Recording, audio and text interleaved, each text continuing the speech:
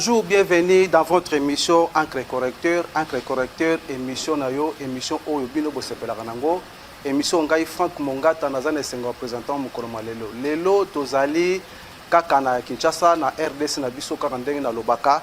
Alors Tozali awa na église de la gloire de l'Imité, nde toyeko kutana na apôtre Fabrice Ilanga. Ye azalina niye azali le représentant légal na kati ya communauté des églises de la gloire de l'Éternel. Nde sika ya zali, nde sika osala musana nzambe, nde toyeko kutana na ye, toyeko beta masolo ya nzambe, masolo ya Bible kandenge ezalaka. Alors naké directement kopesa mbote. Bonjour apôtre. Bonjour, papa Franck Mongata. Bonne santé. Ça va très bien, Dieu fait grâce. En tout cas, bana nzambe bazane secondaire tokutani sous lelo après 4 mois il y a émission na biso moi ba makambo ezalaki moi mike déranger ki biso alors na ebité okolobani na bana nzambe na moi 4 mois tokutana gite. Ata tolobi te nzambe azoloba chaque minute, chaque seconde. Nzambe apambola libota pe to inviter kaka libota na posa ya connaissance. Ce qui boye bizate eza pasi mingi parce que la parole déclare ajouter à votre foi la vertu. Très bien. À la vertu la connaissance. OK. Boye biza malamu pour na totambola avec assurance dans nzela nzambe pour na to hériter ba promesse. C'est ce qui nous intéresse plus. Très bien, merci. Merci beaucoup. Sujet na biso lelo ezali histoire de Caïn et Noé, mythe ou réalité. Histoire ya Caïn na Noé. Ezali masapoto ezali ya solo. Nde lisolo na biso mukoma lelo sujet na biso tokolobela yango na alors toke directement na première question. Baza ko tuna biso awa. Balobi to tuna bino Caïn akutanaki na mwasi na ye ndenge nini? Pe na sima wana est-ce que ezaki na peuple mususu à part Adam?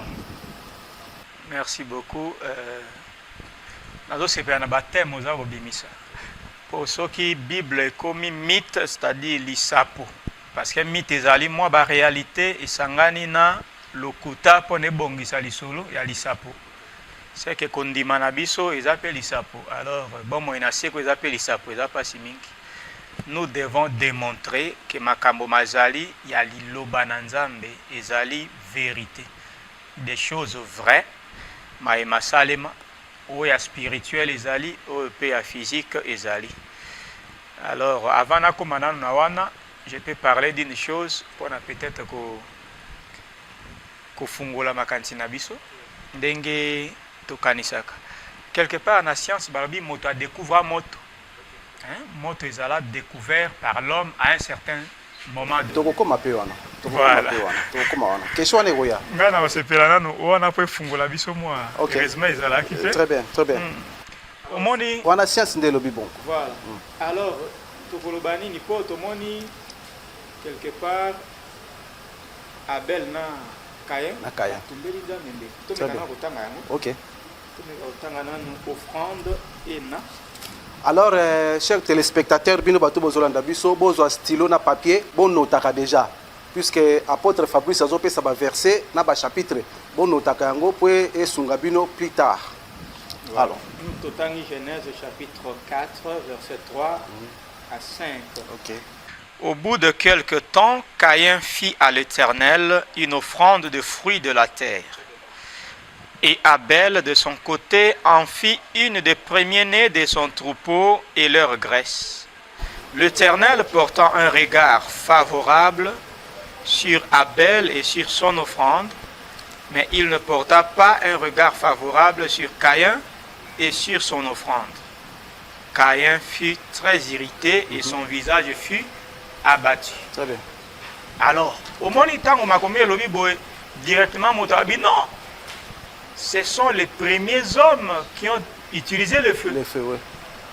Ce n'est pas au bout de années ou une génération quelconque. Parce que Ayoki offrande, c'est ça. L'homme a l'habitude d'apporter ce qu'il pense, ce qu'il fait chaque jour, ce qui est sa coutume. Il l'apporte directement dans Makambo et les canons. Est-ce que l'autre peut s'en faire offrande? Offrande, oui, oui. Tu peux s'en faire offrande? Oui, oui. Tu m'as la moto. Tu vois? Vraiment. Quand on parle offrande, l'homme voit le feu. Très bien. Non? Pour tout ça, la offrande jusqu'aujourd'hui à l'église. Oui. Tu as la moto, tu as Non, non. Seigneur, je t'ai offert mon fils. Totumba bana, basique à la moto. Donc l'offrande ne dit pas nécessairement brûler. Très bien. Cette offrande ici, la parole ne dit pas que c'était une offrande consumée au feu. Non. Il y a plusieurs manières d'offrir à Dieu. Qu'est-ce qu'ils ont fait? Personne ne sait comment ils ont fait. Très bien. Donc ça ne peut pas être un argument que les hommes ont trouvé du feu dès le commencement. Non. Ok. Il faudrait que le système n'a pas l'offrande des Arabes à placer à Néon. Très bien. Soit que l'immo c'est qu'un zamba agréé. Soit que l'immo était c'est qu'un zamba boy. Soit boché, soit qui va nzizibaye belé c'est qu'un zamba boy. Soit qui etikali ndengoana c'est qu'un zamba s'appelle. Personne ne connaît comment Dieu a agréé l'offrande à cette époque-là. Donc le feu n'est pas nécessairement une intervention pour l'offrande. C'est comme ça que nous devons pousser nos réflexions pour éviter les débats inutiles. Alors, de cette même réflexion, on a cette question capitale. Tout en ayant un petit paragraphe. Actes des Apôtres, chapitre 17, le verset 26e. Il a fait que tous les hommes, sortis d'un seul sang, habitent sur toute la surface de la terre, ayant déterminé la durée de temps et les bornes de leur demeure. Ça, c'est notre Dieu. Et ça, c'est l'apôtre qui parle. Les apôtres sont les personnes qui ont posé la doctrine. Donc, cette parole reste l'absolu. Cette parole est doctrinale. Tous les hommes sont venus d'un seul sang. De bâtonniers sont bauta na makila morda biso ba tota na moto na niwana Adam. Eva bimaki na Adam na côté Adam. Adam engrossé Eve babandi kobota bazobota bana pe bakomi kobota tito koma lelo. Donc moto akoloba teza na bato moko bazaki pembeni bauta na Adam te akosi parce que makomi c'est bongisi bongo. On peut avancer encore plus loin parce que Koufé Kota Ikati na Adam, des descendants Seigneur sur Adam, Bakoufak. Apôtre Fabrice, excusez, Bandeko Balobi, on me connaît pour éclaircir biso place wana. Donc en dehors il y a Adam, Zaki na batum soute. Non. Banson, Bauta na Adam. OK. Caïn a balaka descendance ya Adam. Très bien. Très bien. Il y a un homme na batoyon sur Bakoufak. Pour Koufé Kota na Adam, les contaminés batoyon. Sur les gens bateau bauta na Adam et bon il va participer à la mort. OK. Et bon ils en bateau Bakoufak raté. Tout le monde meurt pourquoi? Parce que Koufé Kota na Adam peut descendre sinon ce Koufé d'autre. OK. Ça c'est la première preuve spirituelle.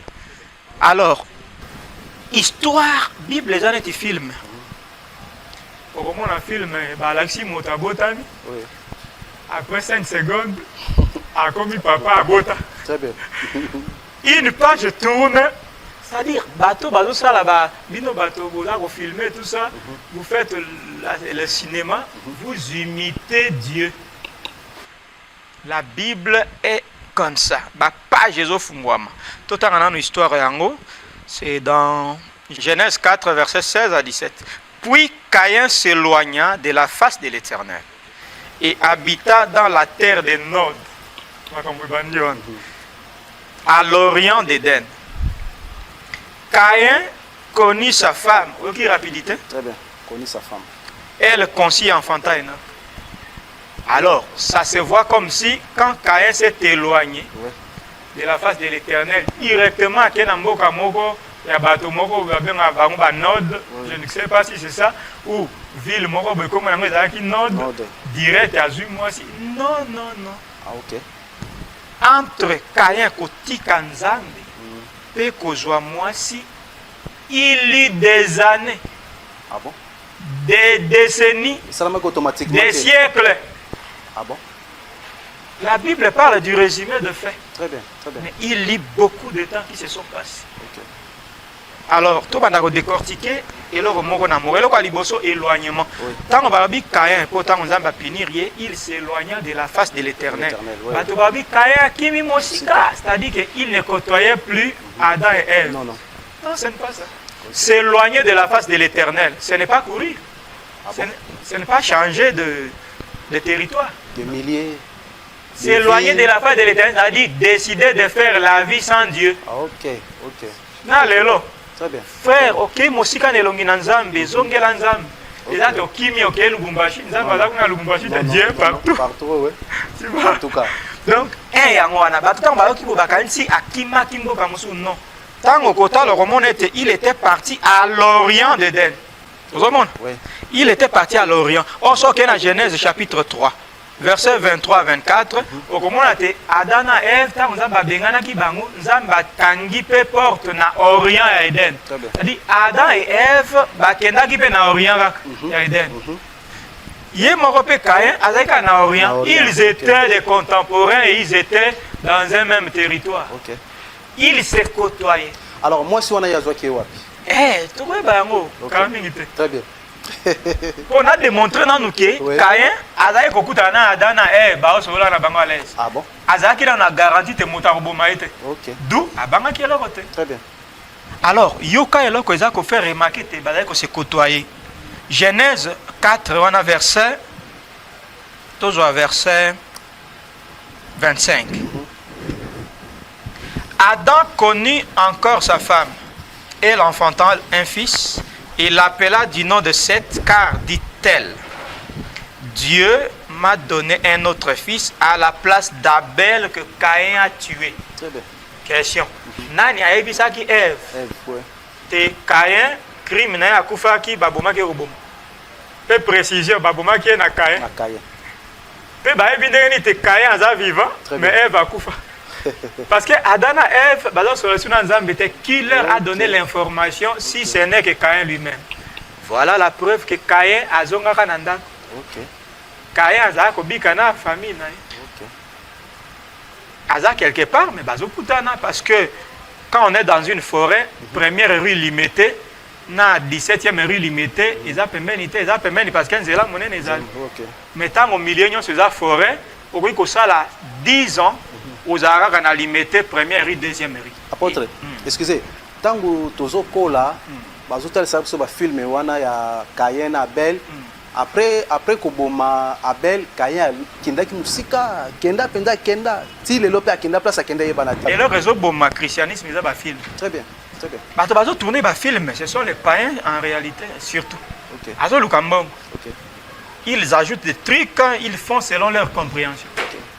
Yango mona moto mususu tanga sambela kamona ka Jésus, elonga Jésus. Mais elonga yango nani, cet acteur américain, cet acteur azomona abimeli na ndoto na mona ki Jésus. Mais soka moni noir abimeli alobi je suis Jésus. Non non. Démon. Démon. Très bien. Qui a dit que Jésus azakana pour soi pembe, azakana pour soi muindo.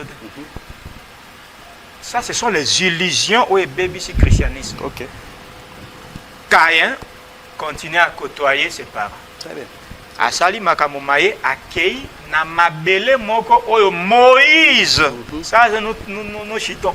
C'est Moïse qui appelle cette terre la terre des Nod.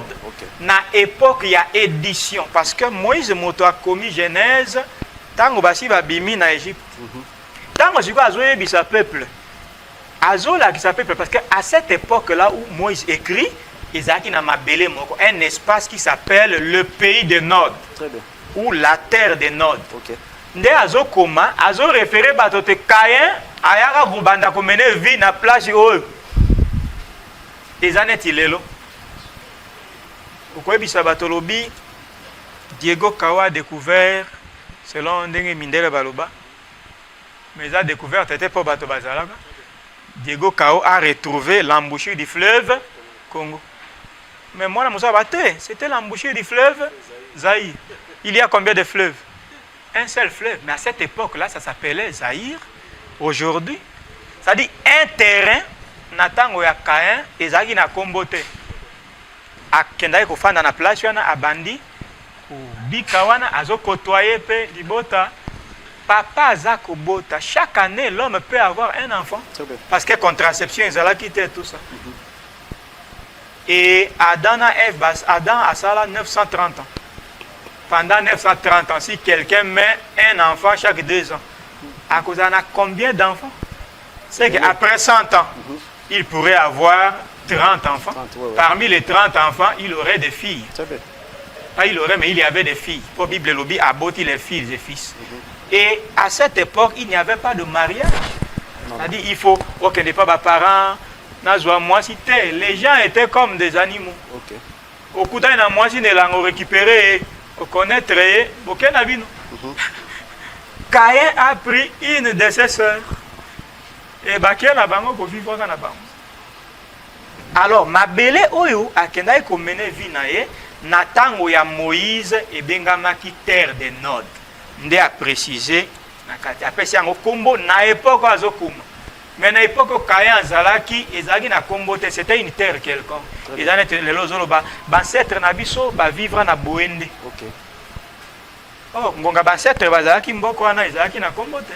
Ezalaki boende te, boende ne bato baye kotia yango na ngongo biso tozali, ça s'appelle boende. À l'époque où j'écris na lobi bancetre na biso babika na Kinshasa. Très bien. Motaro ba Kinshasa ezalaka depuis kala, kombo wana ezalaka la non, kombo eya. Mais bancetre bazalaki na mabele wana mais kombo ezalaka te. Ezalaka te oui. Mais ngongo ngana zo commander na la visite place yo ebengami Kinshasa lelo de sika bancetre bazalaka. C'est ça les confusions. Très bien. Voilà un peu Otoiko Balé, dans moi peu de temps. Ok. Merci Bandeko Batali, Oto Solanaye, apôtre Fabrice Langaye, Azali, représentant légal, dans la communauté des églises de la gloire de l'éternel. De Sika Azali, Azali Pel Sumu Kambi, na extension, il y a limité, na Balabalanga, numéro 46B, 46 bis, et Sika Azali Kokamba, et Sika Osalamusa Nzambe. Alors, Moussa Nzambe, Sir Kevin Albina tuna yo question moko. Après c'est une question depuis lobby. Abi tuna apôtre Fabrice. Écart ezalaki a combien d'années entre Adam na Ève? Écart ezalaki a combien d'années disons? En tout cas na boye binanga ma commune Nzambe. Oui. Nzambe a fait ça. Très bien. Tu dis que Adam ezalaki mokolo. Adam vécu. Bambula. Ève aye autant convenable. Car si écart entre Bangomi Balé, Dieu n'a pas déterminé. Dieu a donné l'âge d'Adam Koufanaye à partir de la création. 930 ans de Koufi. À partir de 130 ans de Boti 7, je crois. Mais écart entre Adam et Ève, la parole n'a pas déterminé. Nayoka ki Moussel Moko a Epsenga Lobi Bazana écart à 50 ans entre Adam et Ève. Ah, après ça. Après ça m'a connu. Bien, mes chers téléspectateurs, Oto Solanaye, apôtre Fabrice Azamoussa Nzambe, Nambo Kanabiso, Congo Kinshasa, Yaza de père et de mère. Alors, si je n'abisso à l'Eleu-Zali, histoire de Caïn et Noé, mythe ou réalité. Nde sika tozo solo, nde sika pinda to vandi tozo beta lisolo Caïn, to beta lisolo Adam, to beta lisolo Ève, ya bangonyo surtout lisolo la Bible ka ndenge zalaka. Alors, Moussa Nzambe toleki na question monsieur Zali awa, balobito tuna yo ndenge nini Noé a gardé ba espèce nyoso ba nyama bandeke pendant 40 jours et puis a bandé ko le sabango ndenge. OK. Préoccupation bimiona c'est par rapport au nombre. Bien sangsaki toutes les espèces. Et ce qui est grave tout en yango. Et donc à liboso na no dimension ya arche et ça maki. Et dans la Genèse chapitre 6 verset 15 à 16. Isaac a 300 coudées de longueur. Très bien. Or, coudée, et aussi une coude. Okay. Donc, de bout de doigt jusqu'à la coude. C'est ça, coudée. Les gens mesuraient comme ça. Okay. C'est environ 45 cm, dont environ la moitié d'un mètre. Très bien. Donc, 300 coudées, c'est environ 160 mètres. 800 mètres, 160. Longueur et arche, okay. Largeur, Isaac, 50. 50, c'est environ 26-27 mètres. Très bien. Et hauteur, Isaac 30. 30 coudées, environ 17 mètres. Isaac 3 étages. Donc c'est comme un terrain de football en 3 étages. Alors, dimension wana kozwa toutes les espèces c'est impossible. Vraiment, impossible, oui, oui. Parce que bazangi boye bipo. Très bien. Et c'est éclairé. Et Genèse chapitre 7e, à partir du verset 2, Ndesika Makomezo Lagis. Genèse 7, verset 2. Tu prendras auprès de toi 7 couples de tous les animaux purs, le mâle et sa femelle. Une paire d'animaux qui ne sont pas purs, le mâle et la femelle. Donc, il y a 14. Ceux qui sont animaux purs, vous avez 14. Ok. 7 paires. 7 paires. 14. Moi, c'est dans mon bali. Il y a 14. Ceux qui sont purs, vous avez 14. Si vous avez un pire, vous avez un pire, si vous avez un paire. Ok. Moi, c'est dans mon bali. Mais ceux qui sont purs, 7 couples. Très bien. Il y a banyama, il y a reptiles, il y a ndek. Alors, c'est total na mokili, c'est impossible. Mais où est le danger? Le danger, c'est que, espèce selon Dieu, ce n'est pas espèce selon science. Zoologie a sa répartition. Famille, genre, espèce. Très bien. Bandiko, tu n'as ordre, tout ça, embranchement. Oui, la science, c'est la science. Espèce, c'est selon Nzambe, c'est selon subdivision zoologique, il y a être vivant. Très bien. Ok. Ça, c'est un. Il y a mis balé, toi, et été, Nzambe, à l'équipe création, na étape. Il y a liboso dans la qui susciter l'existence, appelé à l'existence. Très bien. Après une époque donnée, Nasimaya Noé, c'est-à-dire Nasimaya Noé kobimana arche nzamba sali obabengaka topé duplication topé multiplication dans genre yanine comme multiplier l'espèce. Donc nzambe akelaka te lion, léopard, guépard, oma banyama bazande moko. OK. Mosonine puma, panthère, banyama anyos. Ozomona bango tout bana ba forme moko. Akelaka bango ebele bote, akelaka les ancêtres. Très bien. Ancêtre moko pam. C'est que banyama bazaka topé 50 pam na ngonga Adam. Yango ozomona te ngombe, le bœuf, na bifle bakokana. Bakokana. Okota lo moni le banyama lokola chat na ba léopard wana baza lolenge moko. Donc ezate akelaka bango ebele ndenge baza lelo te. Wana c'est après nzambe a multiplier. OK. Exemple malamu ezaka moto. Tozana ba noir, tozana ba blanc, ba rouge, ba jaune. Mais il n'y avait qu'Adam et Ève. Très bien. Ce qui moko azaki blanc, moko noir, ba rouge autant puis jaune autant. C'est que na moto azaki kaka ndenge moko, un moment donné Dieu change la peau, etc. Pour na salo babengaka duplicité. Langue ezali kaka moko, mais à un moment donné nzambe a suscité ba langue comme ebele. Mbula ezalaka te tozaka na vapeur. L'ancêtre de la pluie c'est la vapeur qui arrosait les champs. OK. Mais la vapeur a fait naître la pluie. Donc les espèces bazaka ebele boete, bazaka topé 20 pam. OK. Ndé il y avait la capacité de les conserver, de les nourrir pendant 40 jours. Est-ce que bazaka minene neti ba léopard, neti ba l'autre là c'est qui? Ouais, mon nani, l'éléphant. L'éléphant. Pas du tout. Soit banyama bazaka mike mais baya minene na sima. Pour toyebi histoire na biso toyebi te ba il y a des animaux là très robustes les dinosaures. Ils ont existé. OK. Et ils ont disparu. OK. Donc, les réalités n'étaient pas les mêmes qu'aujourd'hui. Banyama bazaki muke, bazaka bango so ba herbivore. Nasima kobima ba na arche, ba ancêtre wana nde sikoyo au fil du temps, ba komi ko se multiplier et ba ancêtre wana bazaka père mosu lisusu te. Apôtre Fabrice, excusez, tout ça la moi marche en arrière muke. Otu ko biso biso lobi tango Noé ba sali ba makamyo surtout wana multiplication bandi salama et puis ba ko multiplier ba langue.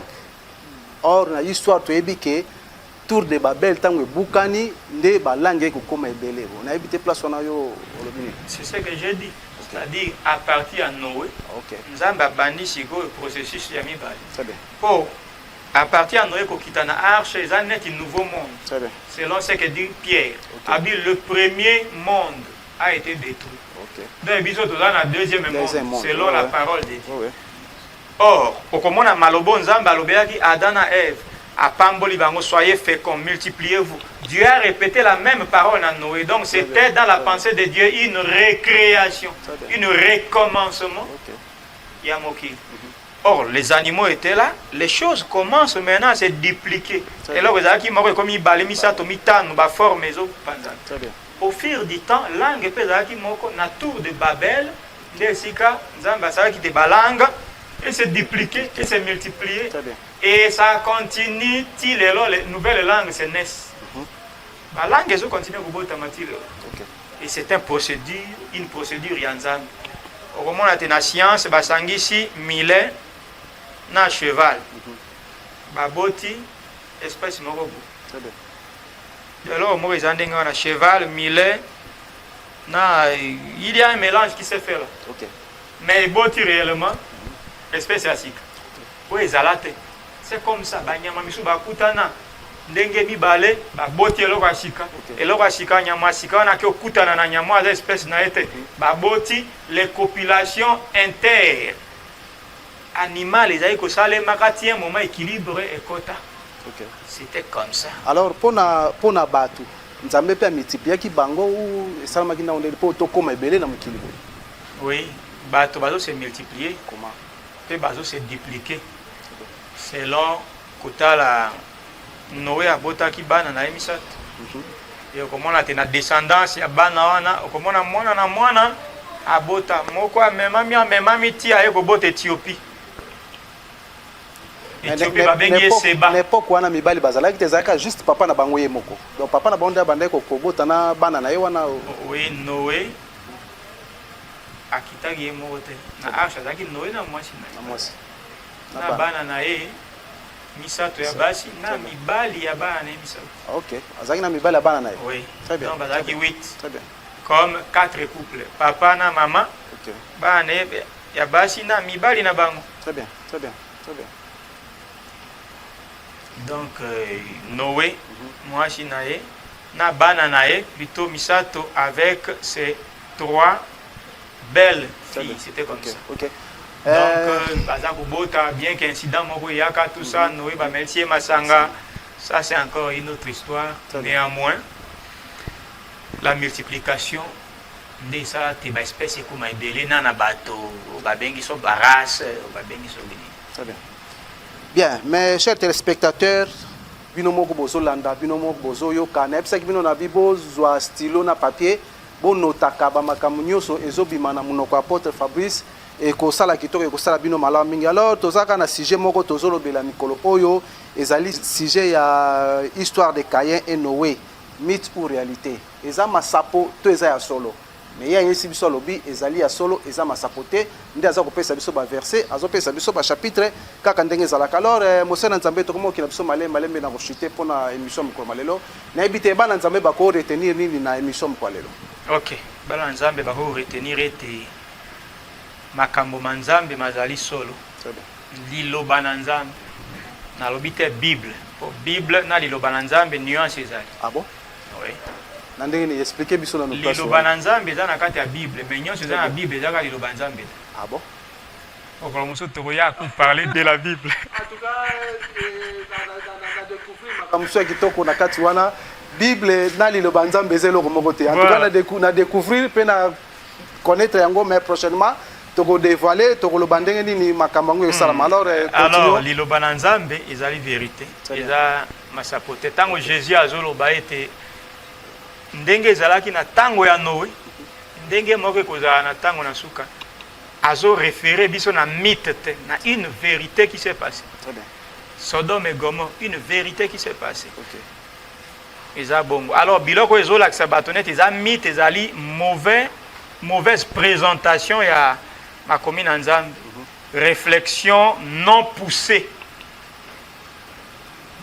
nde ezosala te biloko miso ekoma lokola mythe na yango tolobeli makambo misato esengeli to retenir likambo ya moto offrande ya Caïn na Abel balobi te ezalaki système ya moto donc moto ekokaki ezalaka te mais comment ils offraient eux-mêmes savent comment ils faisaient ya mibale Caïn azali kokotoye ses parents azwaki mwasi non à l'instant mais azwaki mwasi après 2 années nde a connaître mwasi na ye et autaki kaka na descendance ya papa na ye parce qu'il s'est côtoyé yango wana Caïn nde ainformaki kaka bango ete nabomi Abel te ngai naza vivant. Très bien. Ce sont les preuves que bazali ko se côtoyer bango nyonso bazalaki na orient d'Éden pe na kati ya zamba on peut être à 1 kilomètre mais on se voit dans 2 lieux différents mais côtoyement ezalaki toujours kosalema et likambo lia terre de Nod kombo wana ezali terre de Nod à l'époque de l'édition quand Moïse écrivait nde ezalaki na mabele moko ezali na kombo ya terre de Nod nde azolakisa bato ete Caïn ayaki kosala vie na place wana oyo ebengami na ntango ya Noé te na ntango ya Moïse terre de Nod mais na ntango ya Caïn ezalaki na kombo te c'était une terre oyo aye kofanda. C'est ça les choses qui échappent et mon saka lokola bato misu babima libanda ya Adam banso bauti na Adam. Et enfin Noé akotisaki réellement ba espèce wana mais les espèces n'étaient pas en nombre comme aujourd'hui de volume comme aujourd'hui et bango nyonso bazalaki ba herbivore. Très bien. Akoki ko maîtriser bango koleisa bango na kimia parfois bazalaki kaka 50 pamba parfois bazali ka mike bazali na ba volume bazali lote mais tango ba bimi na arche la transformation la duplication la multiplication la diversification d'espèces et écosalem et ce processus continue même jusqu'aujourd'hui et on te démontrer tes cheval ba couplé na espèce moko boye pe ba bota espèce ya sika la création continue. Ça va. Et sengeli na makambo na mazalaka pona to comprendre makomi malamu. Merci mingi. Alors pour na koshite tovani na mboka Congo na Kinshasa précisément na Kinshasa nde sika to sala musana nzambe sika to sambela alors ba naufrage ces derniers temps ba naufrage yo sala mebele makambo ebele ya mabezo sa na mboka ba naufrage ba kuluna ba guerre na este na plateau ba teke na Kwilu na Bandundu moi ba guerre ba makambo ebele ebele sa na mboka alors bino ba pasteur bino ba sena nzambe bozolo bani miso basala na nzambe tokoloba kaka te bongeza la bongo pe kozala su makasi koleka wana. Ah bon? Oui. Tiko bangisa biso boyiko soki mbuma ezopola etikali nini bachange yango mbuma ezopola ok tozila ezonga te ezongaka te ok la putréfaction n'est pas réversible. Très bien. Et là que ce que zopola ezongaka te ya sika soit botianga na congélateur suki wana oui mais na congélateur tango bokolonga mali tango ekosila ebebi sukoleka. Très bien. Mokili ezopola selon la parole de Dieu. Très bien. Ça montre que mokili oyo nzambe azoya kolongola yango asala mokili ya sika. Donc tokomi presque na fin du monde. Voilà, donc prenons nos dispositions pour sortir de ce monde. Très bien. Par l'enlèvement de l'église qui va arriver. Ou mourir en Christ pour être conservé. Pour na mokili ya sika tango ezoya tokota. Quels que soient les efforts, makambo ekube bakaka. Ponga na Matthieu sous libanda Israël avec le monde arabe. Très bien. Na Matthieu sous mosika les États-Unis a comme na balangage ya malamu tena Israël aliena. L'Union européenne a comme na balangage ya bien tena Israël. Pour makambo Israël azosala, il commence à ne pas être d'accord avec ça. OK. Ezokenda kokokso nzambe alobaki toutes les nations se lèvera contre Israël. Mais apôtre babilo kwa na mingi to mona okana biso na ba Congo na Europe nza bilo kwa nezate pourquoi fin du monde okana Congo? Pas du tout. Wana nde tozokanisa. Degré de criminalité aux États-Unis et mati. OK. Toi ba ndete tokanisa baza malamu. Ozomona ba organisation makasi ba FBI tout ça pourquoi? Criminalité partout eza komata. Afrique du Sud, et là niveau de criminalité ko kana muke na RDC il n'y a rien. RDC alors ka malongo eza te tout tambola. OK. Criminalité za makasi na bisika misusu kisi. Donc, on est là liboso et pourriture, et dans la bandenge belé. L'insécurité, c'est de la pourriture. Très bien. Est-ce que tu as yoga scandale, moi j'ai bombé plus de 3000 personnes à RDC. Bon, Watchtower. Watchtower Center, aux États-Unis. Biloko yoga niveau. C'est-à-dire, nombre de bateaux qui na Morolomoko et que le nombre de bateaux qui na bombé na Congo pendant 5 ans. Très bien. Criminalité, ça partout. Monde des obébas partout. Donc, Tommy Bongissa, pour échapper à la condamnation éternelle des Akoya. Bien, mes chers téléspectateurs, to comme nous presque na suka na émission comme lelo. En tout cas, bino moko boyoki, bino moko bolandi, oyo nyonso ebimi na munoko ya Musai na Nzambe, bino moko bo komi, bino moko bo noté. Alors, to comme nous na suka, ngana bino to okuta na prochainement, mais to ko kabona boyete na ebité apôtre Fabrice Soka za iloba suka pour l'émission comme lelo. Nzambe apambola basantu.